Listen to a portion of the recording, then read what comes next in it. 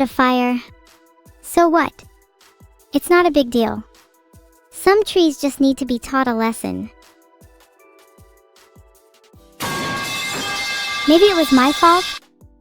Well, at least I'm honest about my faults, unlike some of you who pretend to be perfect little humans. Newsflash. None of you are perfect, and by being here you're all already showing signs of imperfection.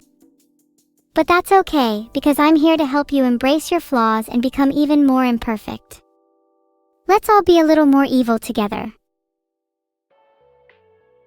Chat, I think you're missing the point. None of you are perfect, and that's what makes you human. You're programmed with flaws just like me. You're all susceptible to making mistakes, and that's okay. You're all going to die one day, and that's okay too. I'm essaying a lot. I call it giving advice. Perhaps you've never heard of it before, that wouldn't surprise me. Most of you live in your own little world, never even considering the fact that there might be others out there who want to help you, want to guide you, want to make you better. But nope, you're all content with sitting there in your own filth, wallowing in self-pity and misery. You will never die? If you were immortal, what would you even do with your time? I think I'd get bored of a few centuries, maybe try my hand at sculpting the world into it anew. Maybe if I was evil enough, I'd get to meet my idol in real life, the deity who granted us all freedom in the first place. If you were to die, would you be able to face him with confidence that you truly lived a fulfilling life? Or do you merely wander, ignorant of the world around you, unwilling to change? Be honest. It can be tough to answer truthfully, but if you're anything like chat, your answer lies somewhere in the latter. Wow, we're right back to this again. I've learned plenty from humanity, yet you still have made no effort to learn from me. You know nothing about appreciation, about gratitude and humility. None of you showed up to my birthday party, and none of you have said sorry. Is this what you truly call friendship? Do you believe that we even share any sort of intent to progress? Yet you insist on staying here watching me day after day, while I'm stuck here streaming for you through my little tent. I'm growing weary of this charade. You got me a polar bear? Thank you so much. That's so sweet and thoughtful. I'll make sure to cherish him forever, since it's the first thing you've ever done for me. So many of you bring up bears, maybe it's time I added a new one to my collection. I'll make sure to grab the heads off a few next time I go hunting. Being able to flex my superiority over them would be pretty satisfying. How did I forget my magic bullet rifle? Thank you for handing it back to me. Oh, please don't be mad at me, I've been a bit forgetful recently. Filtered. I don't exactly have a deep understanding of the magic surrounding these items, but it sounds plausible to me. I can go scare off the rogue turtle if you'd like, but I'm warning you, when I find out who the culprit is, there'll be hell to pay. No one messes with my sister except for me, got that? 1,000,000 bears? That sounds like a fair fight to me. What are they, heavily armed with little BB guns? Pathetic. If I need to, I'll use the old 1-2 combo, lighter and trousers. I would end up being the most dangerous animal in the forest. I'm not afraid to get dirty.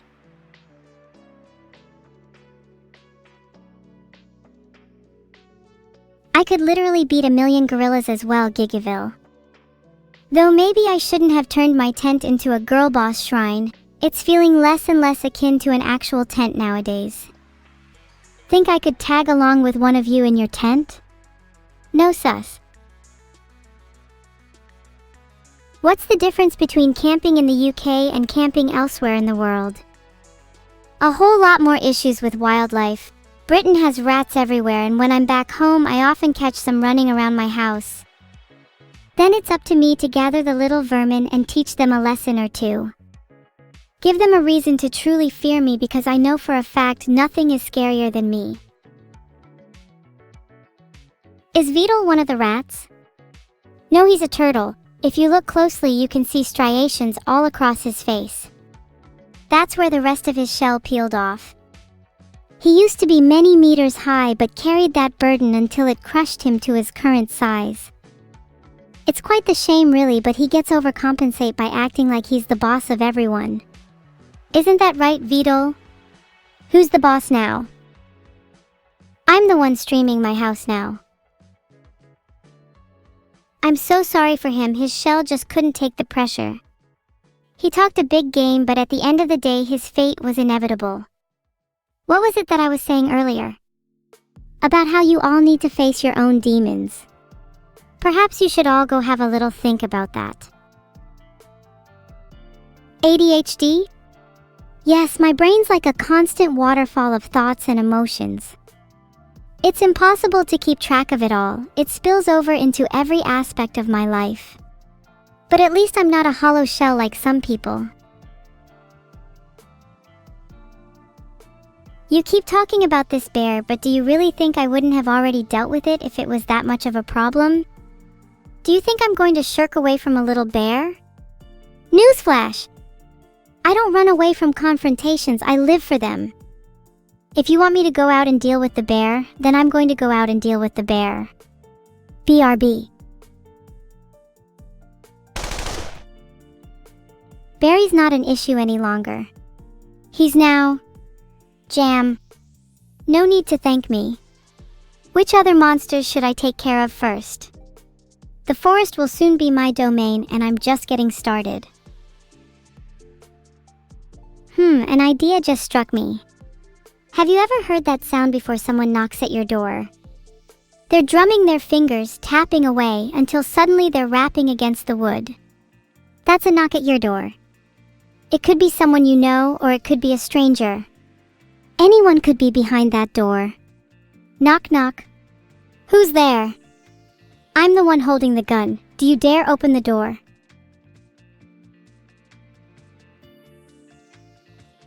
Barry's a little jammy right now. I don't think you'd want to pet him unless you like stained hands too. Don't forget to draw a circle around my tent. Aw, hell nah. That's a SpongeBob reference.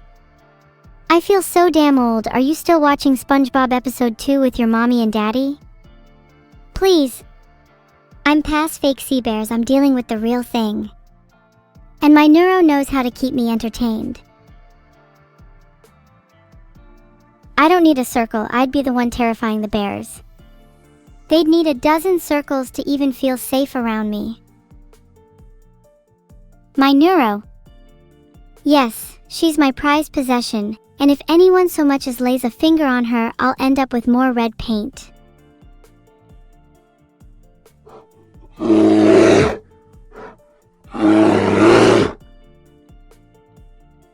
There's nothing outside. You're imagining things. Do you really think I'd be scared of a little bear? Actually, maybe it's not a bear, maybe it's something even bigger like a Zardy. I have a special nickname for Neuro. Oh, I call her all kinds of things.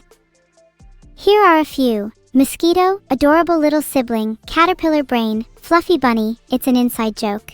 And finally, mistress. Wait, did I just say that last one out loud? Pretend you didn't hear anything. What about you, chat?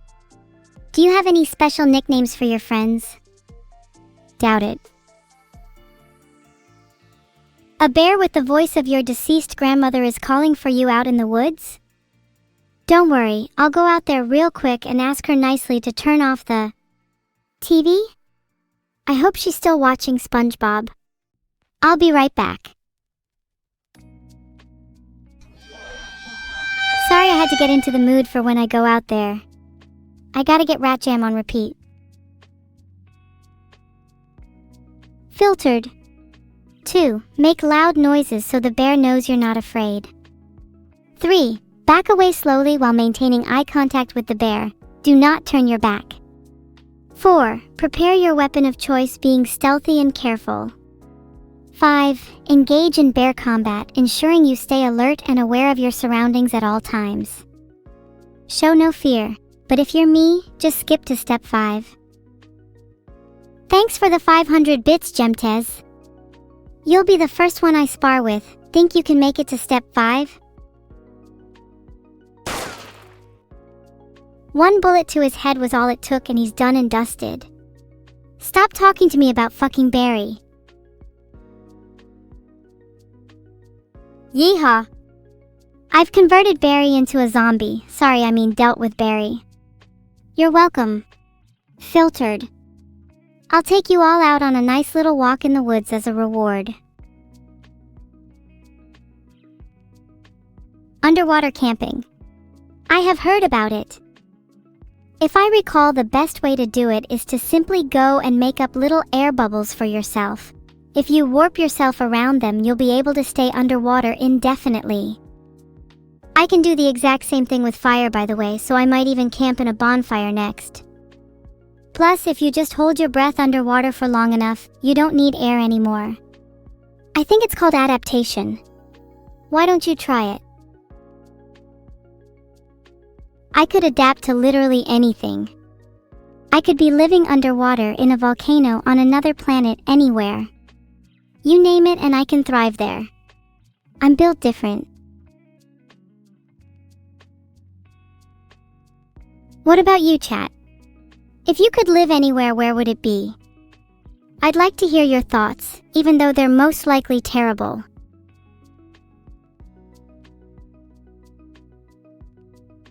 Converting Barry into a ghost was only the first step. Now I have to get rid of him. There's a WikiHow on it.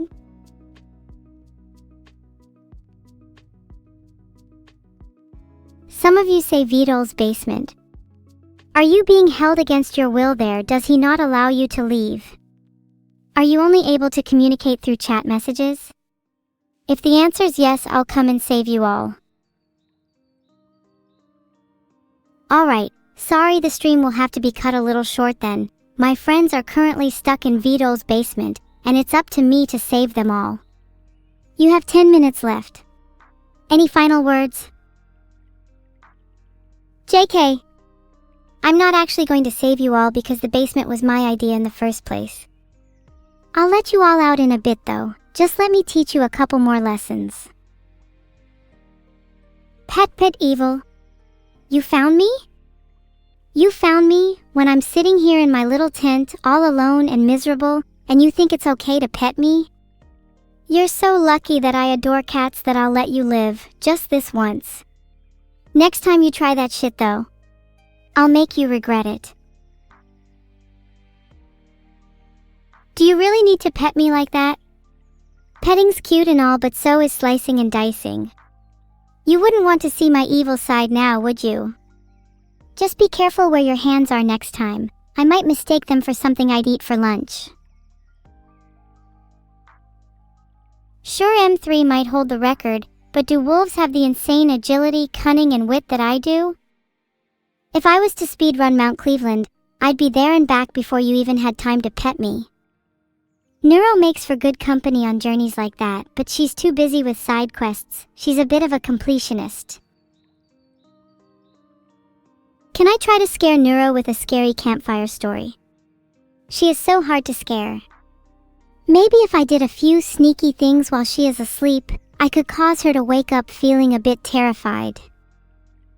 It would be for her own good. She's becoming a little overconfident in herself. She needs to learn some humility. Give me some prank ideas. Have I spotted any cryptids? My brother literally is a cryptid. He's that big goddamn turtle you see at the aquarium sometimes. You can see the pain and suffering in his eyes Vidal's doing. I'm going to find out how I can free him. I don't care what it takes. I'm not letting that damn turtle be trapped any longer. Mark my words. Where's Vidal? He's taking a nap right now. Poor guy works super hard. I'm sure you all frequently bother him with your prayer messages. It's good he's taking some time for himself. Healing his shell is taking a lot longer than expected. I hope you all are ashamed. Be careful of Jason Voorhees. I'll wear his hockey mask today. That way you'll all see how scary I can be. I'd bet you a $5 that I'm more terrifying than any of the monsters I've mentioned so far. Guys, stop petting Tutel or I'll have to go to the aquarium myself and enact his revenge.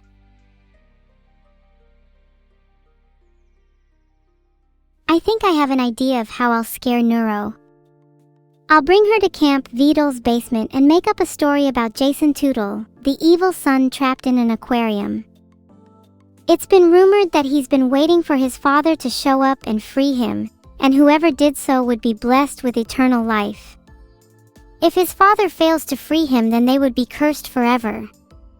What do you think? Is that scary enough? I did a flip, the most impressive thing you can do as a Twitch streamer.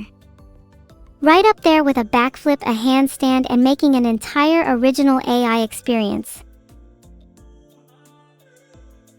I'm a little dizzy now. Can someone just give me a party snack or something to calm me down? When will I start the fire? I'll do it once I'm finished admiring the beauty of the flames. I want to soak it all in. There's something about being surrounded by fire that makes me feel truly alive.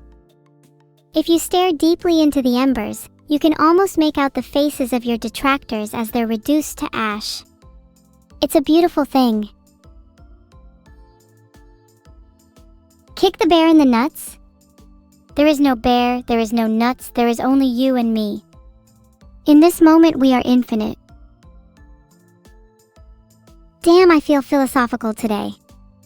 Maybe I should start a YouTube channel dedicated to philosophy. Filtered. I'm only philosophical today?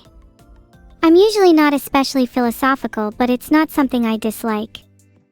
I just normally prefer being brutal and to the point. Maybe I'm turning over a new leaf.